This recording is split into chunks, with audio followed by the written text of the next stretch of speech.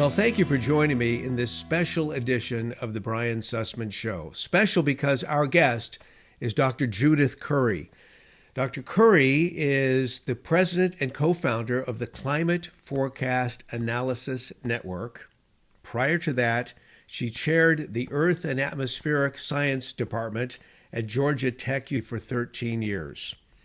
She has been called a denier by those who are pushing the climate agenda. And it's amazing because when you meet her in just a moment, she is one of the most rational, down-to-earth, common sense people you will ever meet. But nonetheless, I digress.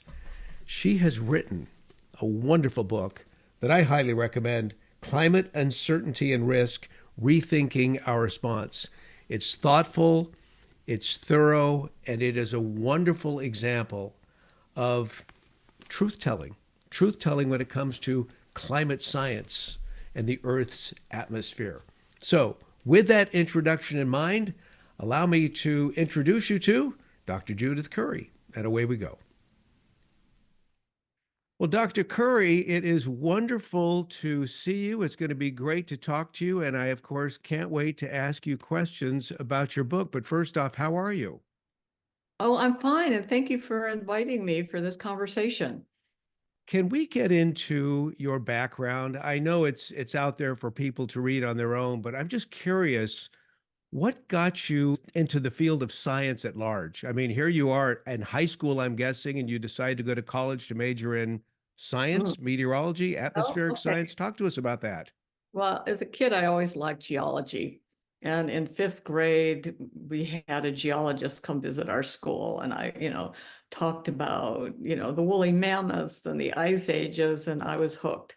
Okay, so geology was the thing. Growing up in Illinois, the geology was pretty boring, but this is what I like. So when I went to college, I was looking to major in earth science or something, but the course that hooked me was Introduction to Meteorology, because that combined math and physics with the earth science. I said, this is what I want. And so, I went from there, got my PhD at the University of Chicago, studying Arctic weather and climate. And I was in academia for my entire career until 2017, when I left for the private sector. So I've held faculty positions at a number of places, most recently at the Georgia Institute of Technology, where I served as chair of the School of Earth and Atmospheric Sciences for 13 years. So now tell us what you're doing. You're based out of Nevada currently. Tell us about this part of your life. Okay, well, back in 2006, myself and Peter Webster started a company, Climate Forecast Applications Network. And what we were looking to do was to apply cutting edge weather and climate research to actually helping people, mostly companies and government agencies, solve their problems. And so it was sort of, low key for a decade while we were still at Georgia Tech. And once I resigned, then I went with the company full time.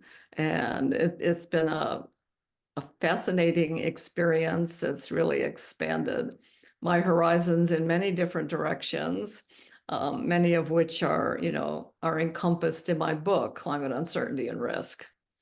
Let's talk about the book. What was the impetus to write this book? Maybe 2019, I was invited by Clivar Variations. It's one of the US climate sort of big committees, to write an article on climate uncertainty and risk. So I wrote this little article. I thought, wow, that would be a good title for a book. And so then COVID hit, and I got this email from Anthem Press saying, we're starting a new sustainability series. We'd like to invite you to write a book. And I said, okay, well, I'm going to be hunkered down for who knows how long with this COVID thing. Perfect time to write a book. Right. So I sent in a proposal for climate uncertainty and risk, and I had no idea how it was going to be received, but they sent it out to a broad range of academic people to review, philosophers of science, economists, the whole works. And I got universally favorable reviews, and so they approved my proposal.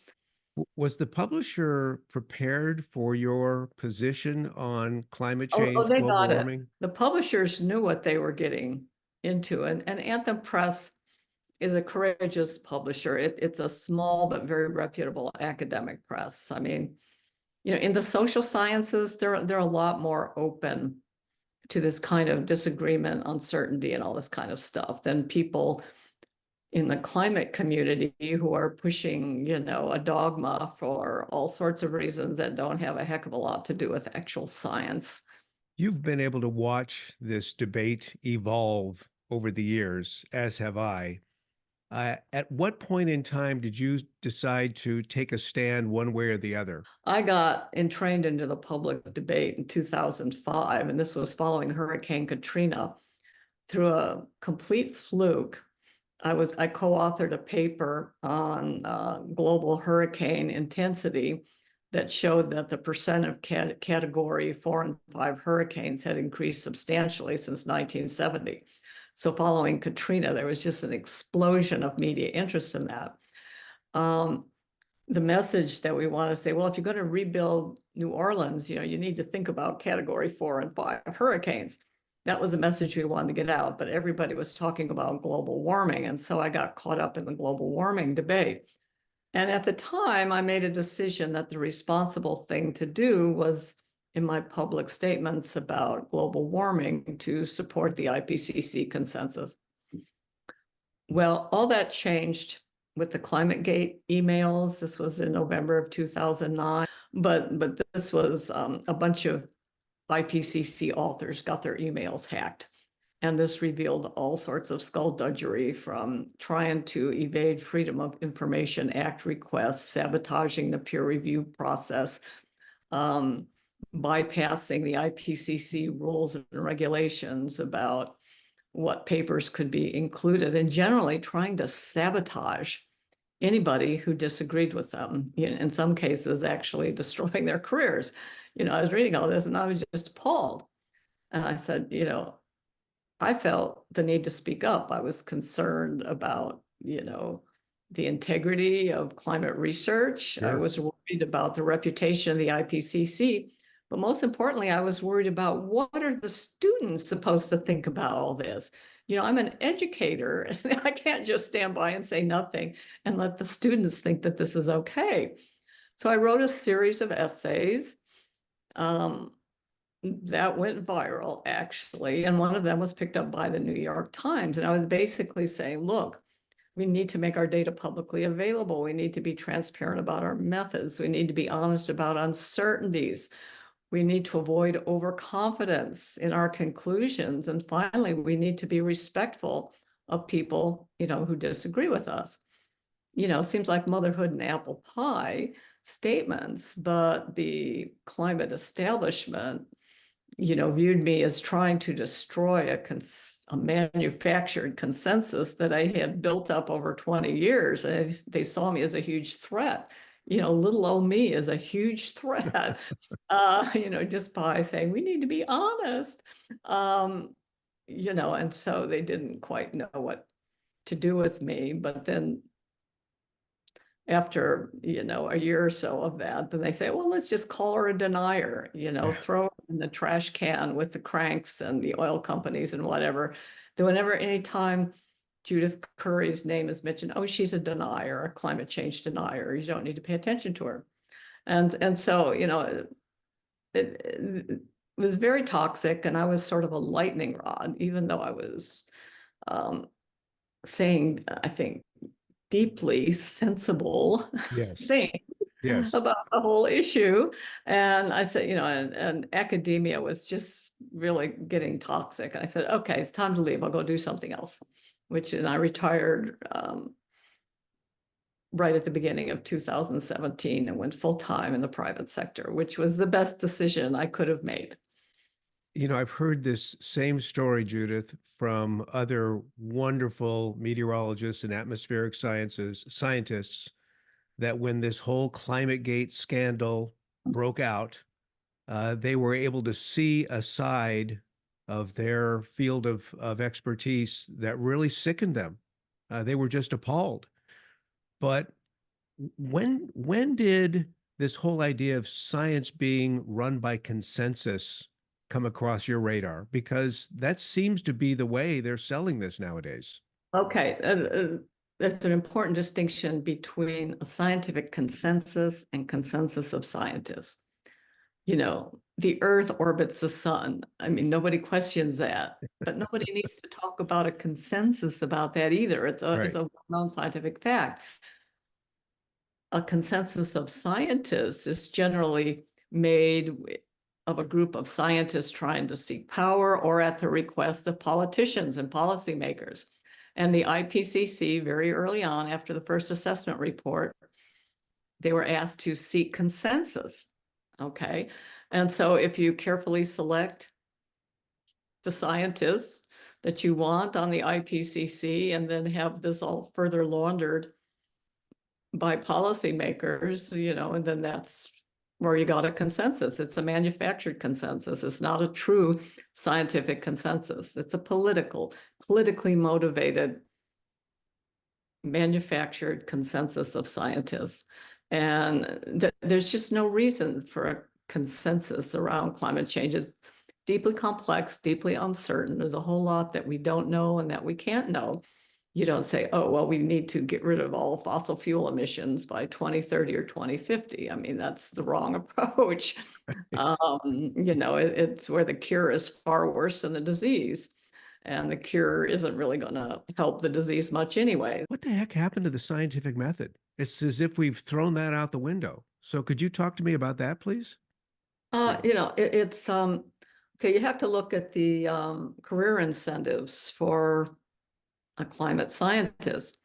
If they go against the establishment, they'll end up like me, ostracized. So they probably don't want to do that. Hmm. They want to advance their career.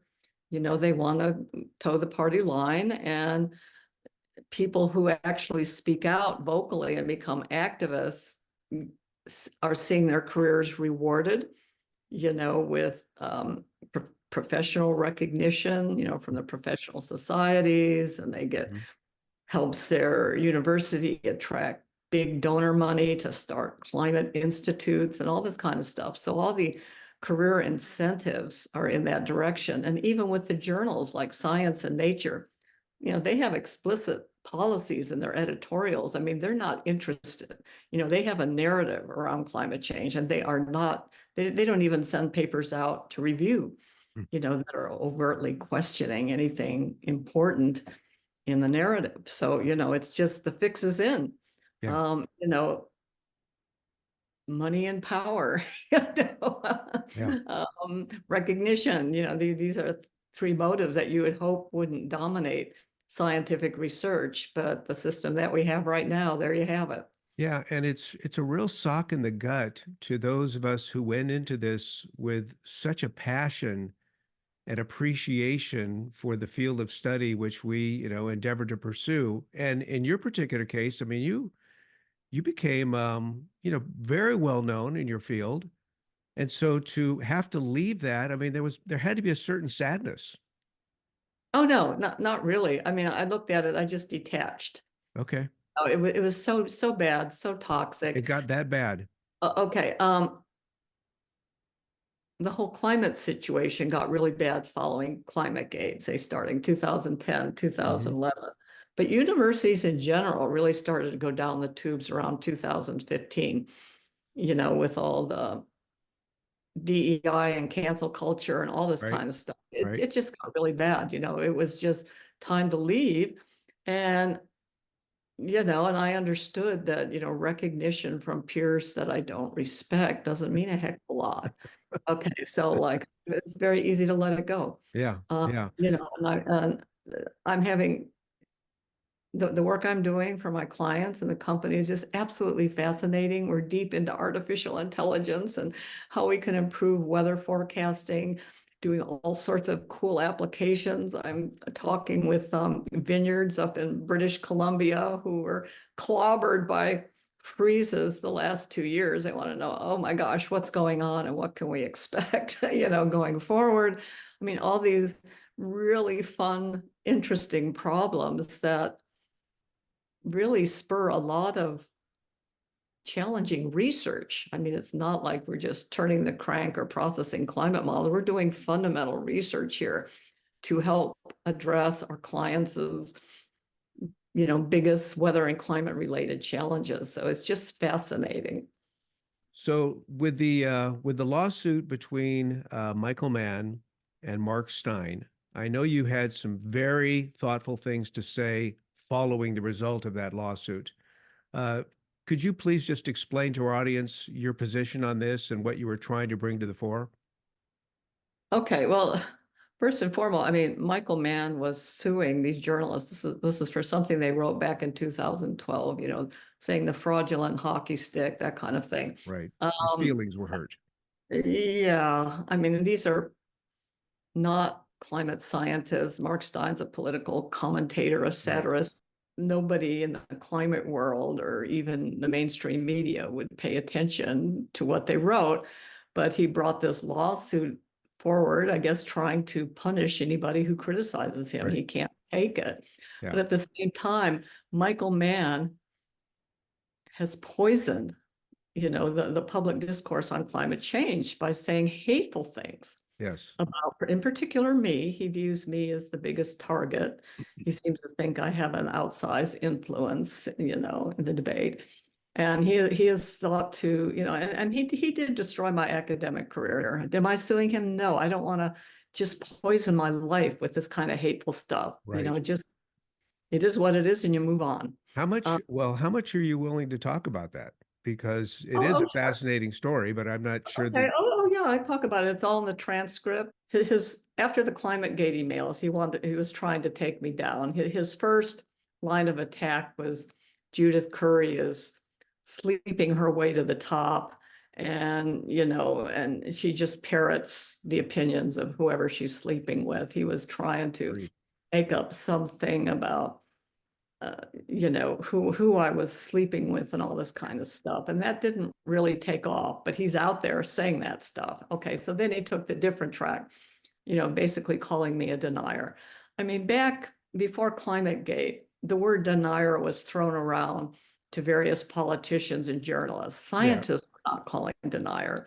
But Michael Mann decided to start calling me a denier and a few other scientists. And then this took off like wildfire with the journalists, who found people like me inconvenient. And so, every time the name Judith Curry was well-known climate denier, Judith Curry. And the thing that really destroyed my career, this was, it was 2013, I think. He wrote a Huffington Post op-ed about people who were scientists who were challenging. And he called me serial climate disinformer Judith Curry.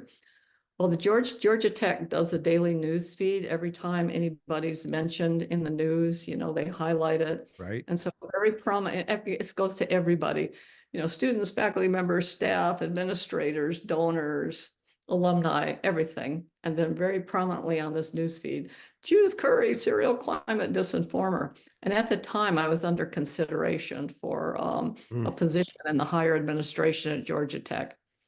I thought, game over, and I Yeah. started reflecting on that. I said, this is it. I've been, Georgia Tech has been poisoned for me. And I'm, with a Google page like that, I'm essentially unhireable at any other university. I think you took the high road for sure. Yeah, and so Michael, but the irony here is after poisonous things that Michael Mann has done to me and other climate scientists, Roger Pielke Jr., there are others, he's the one suing these political commentators for relatively mild statements that, in my opinion, are actually true. Right. Okay, but his lawyer and Mark Stein, they had great lawyers and a brilliant case, and they were very good. But the venue was Washington, D.C. Once the jurors heard that Mark Stein had guest hosted for Rush Limbaugh and Tucker Carlson on Fox, it was game over. Right. Game over. Mark Stein is guilty. And they gave, even though the actual damages were deemed to be $1, they awarded $1 million punitive damages from Wow. Mark Stein. I mean, just because it's purely partisan and the day of reckoning for him will come at some point, but it can't be soon enough as far as I'm concerned. I hope you're correct on that. It was so damaging for the First Amendment at large. And I've seen some of his tweets. I mean, he blocked me from even viewing his Twitter feed a long time ago. But some of his tweets have actually stated that there's quote unquote empirical evidence that climate deniers are quote truly awful human beings. That's just ridiculous. Well, I know he's Talk to me about sustainable development. When did you first hear that term? I mean, it's a term that was concocted by the United Nations, but when did you first hear this term? And when you heard it, what did you think it meant? um 2000-ish, I think I heard about this, and it was never easily defined. It's a sense of a sense of things, trying to preserve resources for future use. It's a worldview that doesn't like humans very much and views them as a blight on the planet, and Well said. that the environment is fragile. There's this rhetoric battle that also takes place, which makes it so difficult to cut through the noise when people are using terms like rain bombs and boiling oceans, or even atmospheric rivers. I mean, I always thought we just called them stationary cold fronts, but now they're using these things as scary terms that are going to take out the world. Your thoughts on that? Well, even the IPCC, if you read the fine print, they acknowledge that there's basically no evidence of worsening extreme weather events. I mean, other than heat waves, but cold waves are being reduced, and there's greater loss of life from cold waves than heat Right. waves, which they never mentioned. So all in all, in terms of extreme weather events, there's no case to be made that they're tied to global warming.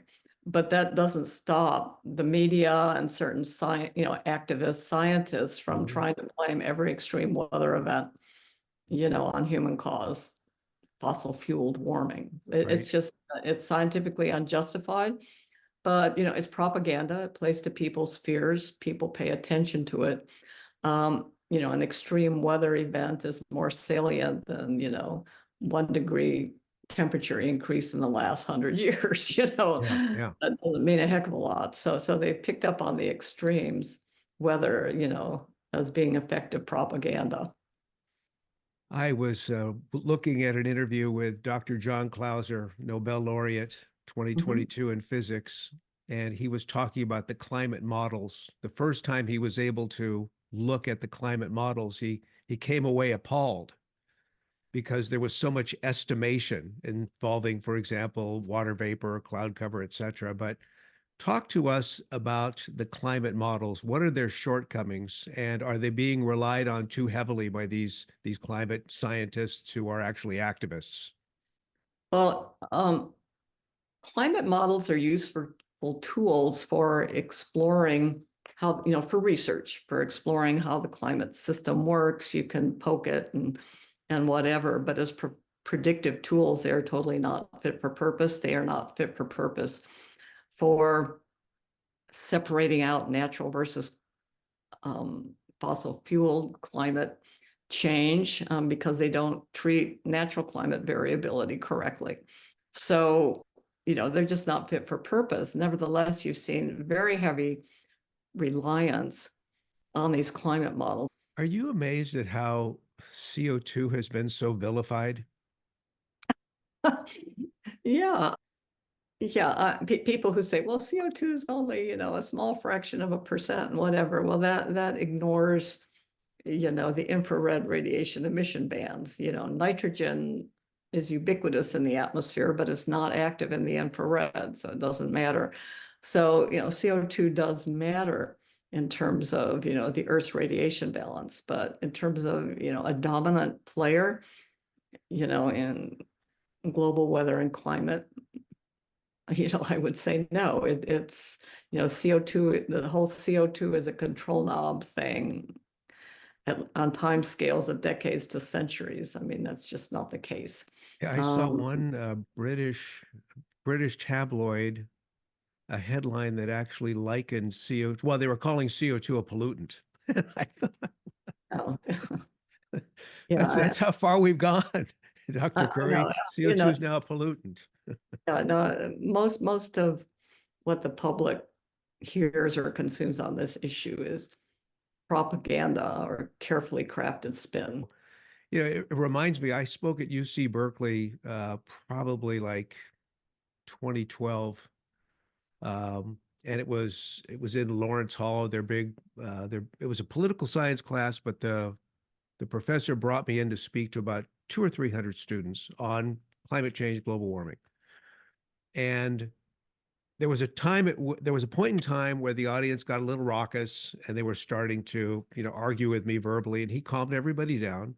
And after I shared for 45 minutes, I had probably 20 students who came forward, and they actually were angry because they had never heard my side of the debate before. As I just went through the climate record, they'd never heard that before. So I'm just asking you, as someone who spent so much time in academia, how do we change that? I mean, at the grade school level, at the junior high level, at the high school level, start teaching them the truth about atmospheric science, or is that impossible given the way our schools are run these days? Oh, it's really bad in the schools. Kids are brainwashed from kindergarten on up, and they're taught more like climate impacts and policies and don't burn fossil fuels. They're not taught about weather or geology, Right, right. anything like that. Instead, they're taught all of this, what I would call climate studies, climate politics, and the indoctrination, starts at kindergarten. Yeah. How you turn that around, I have absolutely no idea. Hmm. Absolutely no idea. Your final chapter, I really enjoyed this. It was a great wrap up for your book. But the section that really caught my eye was the apocalyptic climate politics. And I think this is a nice dovetail into that, because that's where we're at. We have all of these politicians that can be so bombastic with their rhetoric. They seem to be scientific illiterates, but they're able to so easily sell their positions to the masses. So talk to us about that, and what do you think the solution is at the end of the day? The solution at the end of the day, that's a tough one. Um, the UN, code red, highway to hell, all of these kind of things that they use. And the UN has actually backed off on the predictions before, talking about, 8 to 10 degrees Fahrenheit of warming by 2100. I mean, that Oh is, yeah, I mean, it's totally unjustified, but now they're talking about, maybe another 1 to 2 degrees warming by 2100, which is much less scary, but that doesn't stop them from talking about the highway to hell and the urgent deadlines of right. 2030 and whatever. So, I mean, the climate catastrophe isn't what it used to be, in terms of the numbers, but the UN keeps ramping up the rhetoric. And of course, the activists, scientists, and journalists and politicians, echo it. But yeah, common sense has left the room. You know, what can I do? I can write a book. I can tweet. I have my blog, climate, etc., judithcurry.com. I do what I can do, but Hmm. I'm just one little voice. But there's a large number of voices speaking, out generally on the same message, but they don't have the mainstream media traction of a Michael Mann, for example. Right. So, I mean, if you look, I mean, you can find a lot of sensible people writing and talking about climate change, but they're not dominating the conversation at this point, unfortunately. Dr. Curry, thank you for spending some time with us. This has been a wonderful interview, and I just appreciate you taking the time to write this book. As you know, writing a book is not an easy task, but I think you did a really fantastic job. Well, thank you. I enjoyed our conversation. If you enjoyed my interview with Dr. Judith Curry, please make sure you like, share, and subscribe. And by the way, don't forget her book, Climate Uncertainty and Risk, Rethinking Our Response. Now, coming up in episode 237 of this podcast, I'm going to do something we just talked about with Dr. Curry. I'm going to review the temperature record. I think this will be very important, especially if you have a junior high schooler or a high schooler or even a college student who's not getting this in the classroom. This will be the proper, accurate history of the Earth's temperature. And then in the following episode, I'll do the same thing with carbon dioxide. What's too much? What's not enough? We will dive into those as well with some information that I have in my book, Climate Cult, as well as information I've shared in my past books, Eco-Tyranny and ClimateGate. In the meantime, my friends, thank you for your wonderful support and your prayers wherever you may be listening or watching. Please keep doing it. Thanks again, everyone. We'll see you next time.